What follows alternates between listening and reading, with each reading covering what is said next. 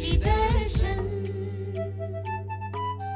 खेत खलिहानों की जहाँ होती बात, उपज और समझ बढ़ाने के करते सब बात। समाचार मिले, उपचार मिले, कृषि से विज्ञान जुड़े तो तकनीकों का ज्ञान मिले।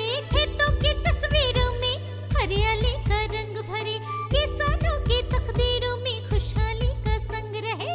कृषि दर्शन, कृषि दर्शन, कृषि दर्शन, कृषि दर्शन, कृषि दर्शन, कृषि दर्शन, कृषि दर्शन, कृषि दर्शन। किसान भाइयों जोहार। कार्यक्रम कृषि दर्शन में आप सभी किसान भाइयों का बहुत बहुत स्वागत है। कार्यक्रम की शुरुआत हो चुकी है। आइए हम आपको सबसे पहले दिखाते हैं कृषि समाचार। नमस्कार, कृषि समाचार में आपका स्वागत है। मैं हूं राहुल शर्मा। आइए देखते हैं आज कृषि समाचार में क्या कुछ है खास। राज्य में 1800 मध्यम सिंचाई योजनाओं का होगा जीर्णोद्धार। मृदा स्वास्थ्य को लेकर बीएयू में सेमिनार का आयोजन। कद्दू के बेहतर उत्पादन के लिए लगाएं उन्नत प्रभेद पूसा नवीन। अब समाचार विस्तार से। जल संसाधन विभाग झारखंड सरकार की ओर से राज्य में 1800 मध्यम सिंचाई योजनाओं का जीर्णोद्धार किया जाएगा। पहले चरण में 300 मध्यम सिंचाई योजनाओं के क्षतिग्रस्त स्लीपवे की मरम्मत की जाएगी। जमे हुए सिल्ट को हटाया जाएगा और बांधों को दुरुस्त किया जाएगा। इस संबंध में जल संसाधन मंत्री ने अधिकारियों को जल्द से जल्द सारी प्रशासनिक प्रक्रियाएं पूरी कर काम शुरू करने का निर्देश दिया है। पिछले दिनों बीएयू में पूर्वी भारत में मृदा स्वास्थ्य पर एकीकृत पोषण तत्व प्रबंधन का वर्तमान रुझान और इसके प्रभाव विषय पर एक सेमिनार का आयोजन किया गया। इस अवसर पर पूसा बिहार के मृदा विज्ञान एवं कृषि रसायन विभाग के अध्यक्ष डॉक्टर आरसी यादव ने कहा कि हरित क्रांति के बाद सघन खेती, व्यावसायिक खेती, असंतुलित मात्रा में रासायनिक उर्वरकों के व्यवहार और जीवाणु खाद की अनदेखी से मिट्टी के स्वास्थ्य पर प्रतिकूल प्रभाव पड़ा है। वर्तमान में पूर्वी भारत की भूमि के मृदा स्वास्थ्य आकलन में 9 पोषक तत्वों की कमी देखी जा रही है। ये चिंताजनक है। मिट्टी के स्वास्थ्य पर ही फसलों के उत्पादन और उत्पादकता निर्भर करती है। इसलिए मृदा स्वास्थ्य का नियमित और उचित प्रबंधन जरूरी है। गर्मी के मौसम में पशुओं को खाना के साथ साथ पानी पिलाने पर विशेष ध्यान देना चाहिए। पहले उन्हें जितना पानी देते थे, अभी उससे दुगना पानी पीने के लिए दें। ध्यान रहे, साफ बर्तन में स्वच्छ और ठंडा पानी पिलाएं और पीने के बाद उसे बदल दें। पशुपालक भाई, बकरी, सूकर, गाय में आप जो पशु पाल रहे हैं, ख्याल रखें इस मौसम में उन्हें खाने से ज्यादा पानी की जरूरत होती है, क्योंकि पानी की कमी से होने वाले दुष्प्रभाव से पशु बीमार पड़ सकते हैं। इसलिए पशुओं को पीने के लिए पर्याप्त मात्रा में साफ और ठंडा पानी दें। प्यास बुझाने के लिए पशु दूषित पानी पी लेते हैं, इससे खतरा और बढ़ जाता है। इसलिए उन्हें स्वच्छ बर्तन में ही साफ पानी दें। जैसे जैसे तापमान बढ़ता है, पशुओं को पानी की आवश्यकता बढ़ जाती है। पानी खास करके देखा जाता है कि पशु खाना देते हैं, सब कुछ देते हैं, लेकिन पानी पीने पे ध्यान नहीं देते हैं। तो इस समय खास करके देखा जाता है कि पानी, स्वच्छ पानी को हमेशा बदलते रहें बीच बीच में, और स्वच्छ पानी जो है वहाँ पे देते रहें। स्वच्छ साफ़ सुथरा बर्तन हो और उसमें पानी दें, फिर पानी पीने के बाद फिर उसको बदल दें।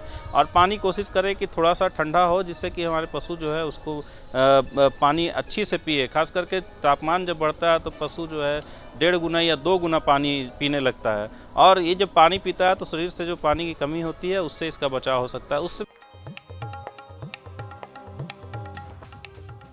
किसान भाई, आप यदि खरीफ मौसम में लत्तेदार सब्जी फसल कद्दू की खेती करना चाहते हैं तो जून से जुलाई तक बुआई का काम कर सकते हैं।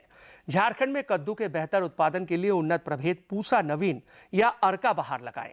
खरीफ मौसम में कद्दू की खेती के लिए 4 से 6 किलोग्राम बीज प्रति हेक्टेयर की दर से बोएं। खेत में प्रति थाला 3 से 5 पुष्ट बीज सीधे बोएं। इनमें पौधों के बीच 2.5 से 3 मीटर की दूरी रखें। अच्छी उपज के लिए उन्नत प्रभेद पूसा नवीन या अर्का बहार लगाएं। इनकी उत्पादन क्षमता 150 से 200 क्विंटल प्रति हेक्टेयर है। किसान भाई, मिट्टी को भुरभुरा करने और खेत को समतल करने के लिए कृषि उपकरण रोटावेयर की मदद ले सकते हैं। इससे ट्रैक्टर चालित हल की तुलना में 60% मजदूरी की बचत और 40 से 50% संचालन खर्च में बचत और उपज में 2 से 3% की वृद्धि होती है। आइए आज जानते हैं लतेदार सब्जी फसलों में रासायनिक दवा के बिना कैसे कीट नियंत्रण करें। लतेदार सब्जी फसलों की खेती में पौधारोपण के बाद 250 किलोग्राम नीम की खल्ली प्रति हेक्टेयर की दर से खेत में डालें। फूल निकलने के समय इतनी ही मात्रा में नीम की खल्ली का दोबारा व्यवहार करें। इससे उपज भी बढ़ेगी और कीट लगने का खतरा भी कम हो जाएगा। और अब एक नजर राज्य के 5 प्रमुख शहरों के मौसम के मिजाज पर। आज राज्य के 5 प्रमुख नगरों के अधिकतम और न्यूनतम तापमान कुछ इस प्रकार दर्ज किए गए। रांची का अधिकतम तापमान 36 डिग्री सेल्सियस और न्यूनतम 20 डिग्री सेल्सियस। जमशेदपुर का अधिकतम तापमान 41 डिग्री सेल्सियस और न्यूनतम 22 डिग्री सेल्सियस। मेदिनीनगर का अधिकतम तापमान 37 डिग्री सेल्सियस और न्यूनतम 19 डिग्री सेल्सियस। देवघर का अधिकतम तापमान 37 डिग्री सेल्सियस और न्यूनतम 22 डिग्री सेल्सियस। धनबाद का अधिकतम तापमान 38 डिग्री सेल्सियस और न्यूनतम 21 डिग्री सेल्सियस।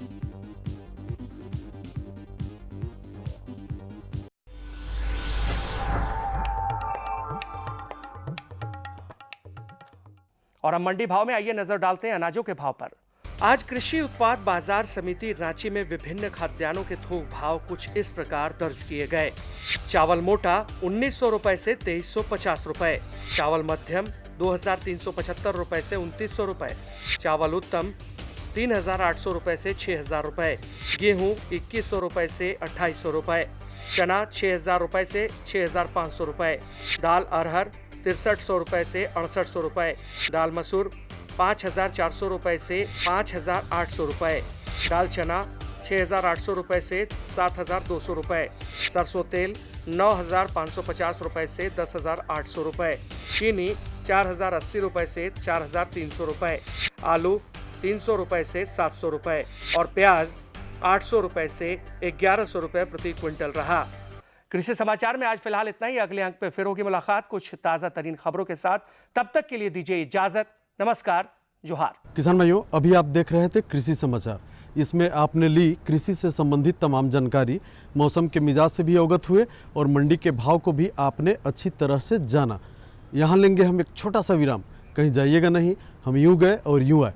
ये लो और बताओ। बस। अरे ये क्या भैया जी, बस इतनी सी रासायनिक खाद? किसानी छोड़ रहे हो क्या? किसानी नहीं, नादानी छोड़ रहे हैं। मिट्टी की जांच कराई है। अब तो लालाजी जितनी जरूरत है उतने ही उर्वरक खेत में डालेंगे। हाँ, किसान भाई आज ही अपने जिले की नजदीकी भूमि परीक्षण प्रयोगशाला में मिट्टी की जांच जरूर करवाएं और मिट्टी में पोषक तत्व, नमी व पौधे के विकास को देखते हुए केवल जरूरत के अनुसार ही पोषक तत्व डालें। और हाँ, मिट्टी में गंधक, जस्ता, बोरोन जैसे सूक्ष्म पोषक तत्वों का पता लगाना भी न भूलें। उर्वरक और जैविक खाद के सही उपयोग से भूमि का उपजाऊपन बनाए रखें, उत्पादकता बढ़ाएं, खर्चा घटाएं और बहुमूल्य विदेशी मुद्रा बचाने में भी सहयोग दें। और हाँ, धीमी गति से नाइट्रोजन उपलब्ध कराने वाले उर्वरकों जैसे नीम लेपित यूरिया को प्राथमिकता दें और यूरिया का पत्तों पर छिड़काव करें। अरे वाह, तू तो सचमुच समझदार हो गया रे। अधिक जानकारी के लिए संपर्क करें जिला कृषि अधिकारी या किसान कॉल सेंटर। आज का हमारा यह कार्यक्रम खासकर मेहनत कश किसान भाइयों को समर्पित है। हमारे तमाम किसान भाई मेहनत करते हैं, खेती भी करते हैं, लेकिन उनकी फसल अच्छी नहीं होती और उसका लाभ भी उन्हें सही ढंग से नहीं मिल पाता। ऐसे में अगर वो कृषि वानिकी तकनीक अपनाए तो उन्हें अच्छा मुनाफा होगा। लेकिन वो कैसे, आइए विशेषज्ञ से जानते हैं। फसलों के साथ साथ पेड़ों एवं झाड़ियों को समुचित प्रकार से लगाकर दोनों से लाभ प्राप्त करने को कृषि वानिकी कहा जाता है। हमारे झारखंड में कृषि वानिकी 4 रूपों में की जाती है। गृह वाटिका, खेत का किनारा, तीसरा खेत में मेड़ों पर और चौथा खेतों के बीच में। इन 4 तरीकों से पेड़ लगाकर यहाँ के किसान भाई कृषि वानिकी कर रहे हैं। हमारे झारखंड प्रदेश में जो परंपरागत जो कृषि वानिकी के जो प्रैक्टिस हो रहे हैं वहाँ पे, इसमें तो सबसे पहला तो होम गार्डन, जो मतलब गृह वाटिका इसको कह लीजिए, होम गार्डन है। ये हमारे अधिकांश घरों में जो गांव में मतलब ये उपलब्ध हैं। उसके अलावा है जो दूसरा कि खेत के मेढ़ों पे वृक्ष लगाए जाते हैं, खेतों के बीच में मेढ़ों पे, फिर खेतों के बाउंड्रीज पे हैं। उसके अलावा फिर है आपका जो भी तरीके हैं, जैसे खेतों से दूरी पे भी हैं। तो ये सारी कई चीज़ें हैं, मतलब खेतों के बीच में, फसलों में के बीचों में हैं। तो ये 3-4 चीज़ यहाँ पे बहुत ज़्यादा कॉमन है। यहाँ पे एक तो होम गार्डन हो गए, गृह वाटिका, दूसरे मतलब फार्म बाउंड्रीज पे, तीसरे खेतों के मेढ़ों पे, और चौथे जो है खेतों के बीच में। ये 4 पद्धति यहाँ पे झारखंड में बहुत ही कॉमन है। हमारे झारखंड में गृह वाटिका में सामान्यतः ऐसे पेड़ लगाए जाते हैं जो जलावन के काम आ सकें, टिम्बर में जिसका उपयोग हो सके तथा मनुष्य के स्वास्थ्य के दृष्टिकोण से पोषक तत्वों से भरे पूरे हों। इसके अलावा इसमें सब्जियों तथा मसालों के पौधे लगाए जाते हैं। इसमें ध्यान देने वाली बात यह है कि किसानों को अपनी आवश्यकता अनुसार पेड़ पौधों का चयन स्वयं करना चाहिए। यदि पोषण के लिए पेड़ लगा रहे हैं तो इसके लिए आंवला, अमरूद, कटहल तथा आम आदि के पेड़ उपयुक्त होते हैं। वहीं यदि जानवरों के लिए पेड़ लगा रहे हैं तो सूप, बबूल, कटहल तथा जामुन आदि के पेड़ उपयुक्त रहेंगे। सबसे बड़ी बात है कि जो होम गार्डन, जो गृह वाटिका है, इसमें जो इसके बाउंड्रीज है उस पर वृक्षों के पौधे होते हैं, खासकर जलावन के लिए या जो कृषि उपयोग में आते हैं वो पौधे होते हैं, या फिर टिम्बर वगैरह के लिए। और बीच में हमारे कुछ फलदार वृक्ष होते हैं, और जो सामान्यतः हमने यहाँ पे देखा है। और उसके अलावा फिर छोटे छोटे पौधे हैं, फिर जो रोज़ की सब्जियों के लिए या थोड़े मसालों के लिए कुछ जो कृषि पौधे होते हैं। तो ये सारी चीज़ें यहाँ पे झारखंड में कॉमन है। अब इसमें सुधार कैसे करें, तो सुधार के लिए इसमें कई तरीके हो सकते हैं। सबसे पहला तो है कि देखें कि हमारी क्या ज़रूरतें हैं, हमारे बच्चों के लिए क्या ज़रूरतें हैं। जैसे अगर उनको पोषण चाहिए तो उसमें हम लोग कुछ फलदार पौधे अच्छे लगा दें जो कि विटामिन से जुड़े, जिसमें विटामिन भरपूर हो, जैसे आंवला है, अमरूद है वगैरह वगैरह। उसके अलावा फिर इसमें फलदार पौधे में बड़े पौधे भी लगा सकते हैं, जैसे आम है, लीची है, कटहल के पौधे भी आप साइड में लगा सकते हैं जो कि उपयुक्त है। और कुछ अगर घर में जानवर वगैरह है तो उसके लिए भी मतलब फॉडर ट्री लगा सकते हैं, जैसे सूप बबूल है, कटहल भी तो उसमें भी काम आ जाएगा, जामुन भी लगा सकते हैं। तो ये सारी चीज़ें इसमें संभावनाएं हैं जो कि हम लोग इसको इम्प्रूव कर सकते हैं। क्योंकि हमारे झारखंड की मिट्टी अम्लीय है तो पेड़ पौधे लगाते वक्त किसान भाइयों को देखना चाहिए कि उनकी ज़रूरतें क्या है तथा वातावरण के हिसाब से कौन कौन से पेड़ पौधे उपयुक्त होंगे। हमारे झारखंड में बांस के पेड़ भी काफ़ी उपयुक्त हैं। बांस की मांग चूँकि बाजार में अधिक है, अतः किसान भाई इससे लाभान्वित होंगे। बांस जो है हमारे कृषि वानिकी के लिए बहुत ही उपयुक्त है। बांस पर आधारित कृषि वानिकी में काफ़ी संभावना है, खासकर जब तक कि बांस से हम मतलब रेगुलर, खासकर 3-4 साल बाद लगाने के, जब तक हम रेगुलर हमसे उससे उत्पादन न लें तब तक तो इसमें काफ़ी संभावनाएं और होती भी हैं, हम लोग ले भी रहे हैं। यहाँ पे जैसे कुछ उपयुक्त प्रजाति बांस की है, जैसे बलकुआ है, बम्बूसा बलकुआ, बम्बूसा नूतन्स, हमारे कांटा बांस है, फिर डेंड्रोकैलमस एस्पर है, टुल्डा है। ये सारी प्रजातियाँ यहाँ पे काफ़ी अच्छा से मतलब ग्रो कर रही हैं। और इसमें सबसे बड़ी बात है कि जब इसको लगाते हैं तो थोड़ा सा दूरी ज़्यादा रखते हैं। ऐसे सामान्यतः 6-7 मीटर की दूरी रखते हैं, लेकिन जब आप कृषि वानिकी करेंगे तो इसमें कम से कम 10 मीटर की दूरी रखिए पौधों से पौधों और लाइन से लाइन के बीच में। इसमें क्या है कि काफ़ी ज़्यादा दिनों तक फसल ले सकते हैं। बांस की खेती करते वक्त किसान भाइयों को ऐसी प्रजाति का चयन करना चाहिए जो यहाँ के लिए उपयुक्त हो, जैसे बबूसा बलकुआ, बबूसा नूतन, कांटा बांस आदि। इसके साथ किसान भाई हल्दी, अदरक, कच्चू, ओल आदि की भी फसल ले सकते हैं। अच्छा, इसमें जो फसल लेंगे हम लोग, जैसे जो सेड लविंग क्रॉप है, हल्दी, अदरक, पिचकी, ओल, ये सब ले सकते हैं। दाल में भी ले सकते हैं बहुत चीज़ें, जैसे मूंग है, मसूर है, कुल्थी है, अरहर भी इसमें ले सकते हैं, तो चना है, ये सारी चीज़ें ले सकते हैं। कुछ सब्जियां भी ले सकते हैं इसमें, और कई संभावनाएं हैं इसमें, जैसे कॉटन वगैरह भी है। बहुत चीज़ें इसमें 3-4 साल तक ले सकते हैं। पहले देखते हैं कि क्या क्या किसान की ज़रूरतें हैं। ऐसा है कि हम किसान पे कुछ थोप नहीं सकते हैं, जो कि उनकी ज़रूरतें हैं वो जब हम उनको देंगे तभी वो उनको आगे बरकरार भी रख पाएंगे। तो ये चीज़ें हैं जो कि ख्याल इसमें करना पड़ता है। और उसके बाद तो फिर किसान के सहयोग से उनकी पार्टिसिपेशन बहुत ज़रूरी है।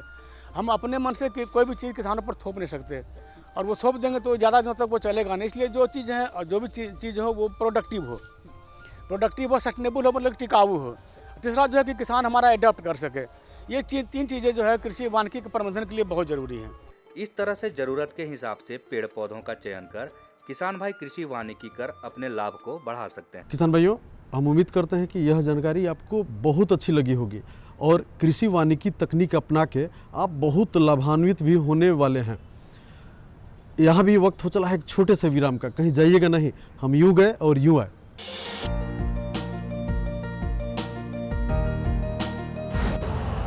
यूरिया का स्वदेशी उत्पादन 70 लाख टन बढ़ाने के लिए 6 उर्वरक संयंत्रों का उद्धार किया जा रहा है। FCIL के गोरखपुर, सिंदरी, तलचर और रामागुंडम संयंत्र, HFCL की बरौनी इकाई और BVFCL की नामरू फोर्थ। सोने पर सुहागा ये है कि देश में अब बनेगा सिर्फ नीम लेपित यूरिया, क्योंकि इससे होगा किसानों का फायदा ही फायदा। अनाज का उत्पादन 10% तक बढ़ेगा। बढ़ेगी 10 से 15% नाइट्रोजन क्षमता।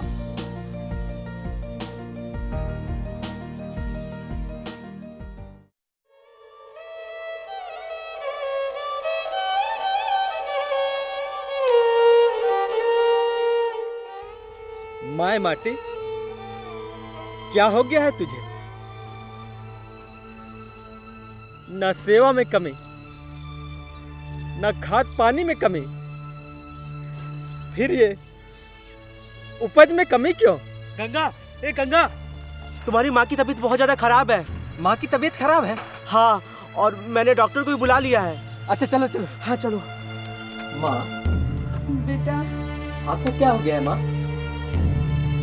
सुनो, इसमें सभी जांच लिख दिया है। हॉस्पिटल जाके सभी जांच करवा लेना, वहाँ एक हेल्थ कार्ड मिलेगा, उसके आधार पे अपनी माँ का सेवा करना। ठीक? ठीक है सर। सेहत का आईना ये हेल्थ कार्ड। जी सर। मेरे खेत की माटी भी तो मेरी माँ है, मैंने इसके स्वास्थ्य की तो खैर खबर नहीं ली। मिट्टी की भी स्वास्थ्य जांच करवाऊंगा, मिट्टी का हेल्थ कार्ड बनवाऊंगा।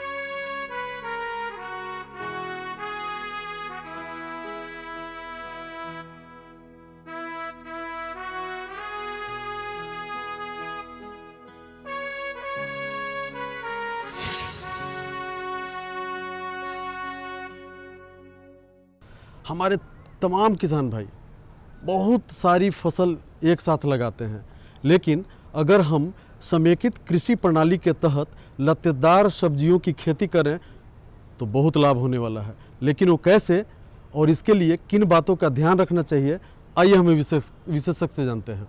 समेकित कृषि प्रणाली एक ऐसी प्रणाली है जिसमें फसल उत्पादन, मवेशी पालन, फल सब्जी उत्पादन, मछली पालन और वानिकी का इस प्रकार समायोजन किया जाता है कि वे एक दूसरे के पूरक बन जाएं। इस प्रणाली के अंतर्गत पर्यावरण को सुरक्षित रखते हुए संसाधनों की क्षमता, उत्पादकता और लाभप्रदता में वृद्धि की जाती है।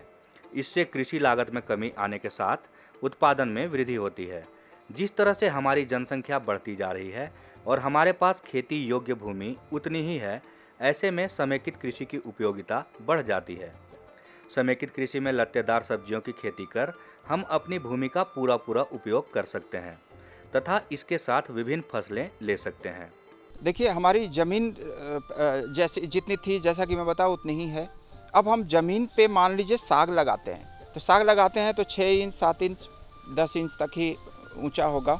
अगर मान लीजिए लाल साग है तो ज़्यादा ऊंचा हो सकता है, लेकिन एक सीमा तक ही 3 फीट तक ही होगा। लेकिन ऊपर की जो जगह है वो तो ऊपर की जगह का भी इस्तेमाल होना चाहिए। तो हम अब हम क्या कोशिश कर रहे हैं कि नीचे की ज़मीन, जो क्षैतिज ज़मीन है, वो कम से कम उपयोग करके वर्टिकल स्पेस, मतलब ऊपर की जगह का हम ज़्यादा से ज़्यादा इस्तेमाल करें।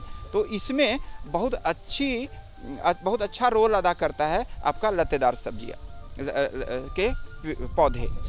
तो इसमें क्या होता है कि हम अगर, जैसा कि आप जानते हैं, लत्तेदार सब्जियां के पौधे क्रीपर के तरह के होते हैं, वो फैलते हैं, दौड़ते हैं, वो अपने शरीर पे खड़ा नहीं रह सकते, इसलिए उसमें झांकी देने की ज़रूरत पड़ती है। तो अगर हम ऊपर की तरफ झांकी लगा दें तो वो पौधे जो है बिल्कुल ऊपर की तरफ बढ़ते हैं और हम ऊपर की जगह का इस्तेमाल करते हैं, नीचे की जगह को कम से कम इस्तेमाल करते हुए ऊपर की जगह का इस्तेमाल करते हैं, ताकि नीचे की ज़मीन को पौधे की संख्या बढ़ा करके वहाँ पे भी हम ज़्यादा से ज़्यादा उपयोग करें। तो लतेदार सब्जियों की खेती का ये फ़ायदा है। गर्मी के मौसम में लत्तेदार सब्जियां जैसे लौकी, नेनुआ, खीरा, ककड़ी, तरबूजा, फ्रेंच बीन आदि की खेती की जा सकती है। इसके लिए फसल कटने के बाद जल्द से जल्द इनमें बिचड़ों की रोपाई कर देनी चाहिए। जगह की कमी है तो गड्ढे में बिचड़े की रोपाई करनी चाहिए। इससे पौधे जमीन में कम जगह घेरेंगे तथा ऊपर की ओर फैलेंगे। जमीन की बची हुई जगह में छाया में उगने वाली दूसरी फसल ली जा सकती है, जैसे हल्दी, अदरक आदि। इससे किसान भाई दुगना लाभ कमा सकते हैं। समेकित कृषि में इस तरह की लतेदार सब्जियां में जैसे आता है अभी जो जिसका समय है, अब जनवरी से मार्च तक के बीच में किसान भाई अधिकतर लगा लिए होंगे। इसमें हम लगाते हैं जिसे लौकी, नेनुआ आप लगा सकते हैं, खीरा, ककड़ी, तरबूजा, आप इस तरह के फ्रेंच बीन, बोदी, इस तरह की सब्जियां जो कि लत्तर में होती हैं और ज़्यादा से ज़्यादा ऊपर का झांकी के सहारे ऊपर का स्पेस घेरे, इस तरह की सब्जियों का आप उत्पादन कर सकते हैं, उसकी खेती कर सकते हैं। जब कभी लत्तेदार सब्जियों की खेती की जाती है तो उसमें समस्याओं का आना स्वाभाविक होता है। लत्तेदार सब्जियों के पौधे चूँकि खुद खड़े नहीं रह सकते, अतः उसमें सहारा देने की ज़रूरत पड़ती है। इस तरीके से पौधों को बचाया एवं बढ़ाया जा सकता है। पौधों को पोषण खाद एवं पानी के द्वारा मिलता है, अतः सिंचाई के साथ साथ खाद भी उचित मात्रा में पौधों में देना आवश्यक होता है। समेकित कृषि में जैसा कि मैं बताया कि समेकित कृषि में सारे तरह के फसल रहेंगे और उनके अवयव भी रहेंगे। तो इससे जिस समेकित कृषि में जिसे कोई फसल कट गया, कोई फसल कटा तो जल्दी से आप उसको लगा लीजिए। कम जगह है तो आप गड्ढा बनाइए और लौकी, नेनुआ, करेला इस तरह की सब्जी का गड्ढा में उसका बीज का रोपाई करिए या बिछड़ा तैयार करके वहाँ पे रोपिए।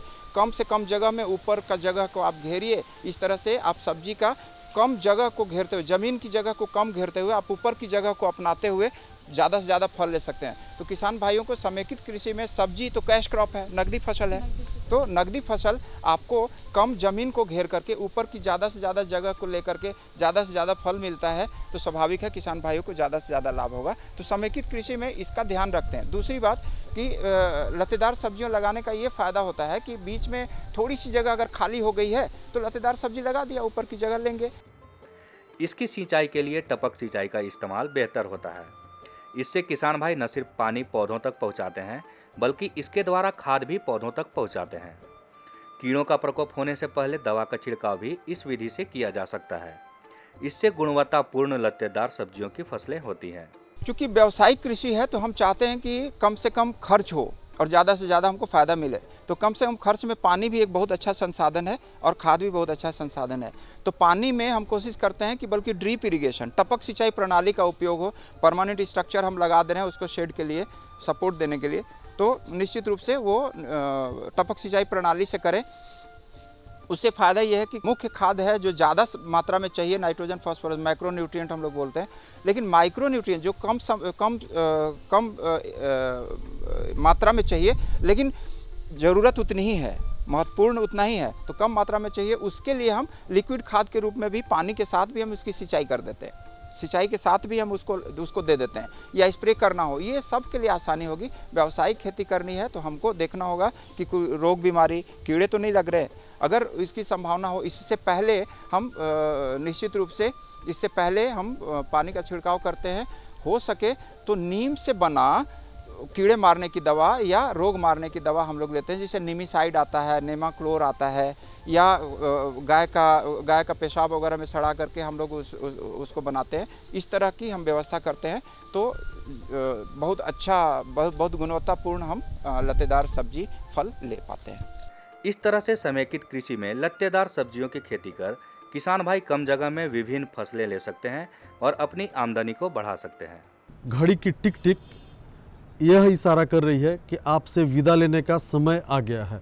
लेकिन अगर आपके पास कोई समस्या है जिसका समाधान आप हमसे चाहते हैं, या फिर कोई सुझाव देना चाहते हैं, तो हमें पत्र अवश्य लिखें। कृषि प्रकोष्ठ द्वारा केंद्र निदेशक, दूरदर्शन केंद्र, रातू रोड, रांची। हमारा पिन संख्या है 834001। तो इसी के साथ हमें और हमारी पूरी टीम को दीजिए इजाज़त। नमस्कार।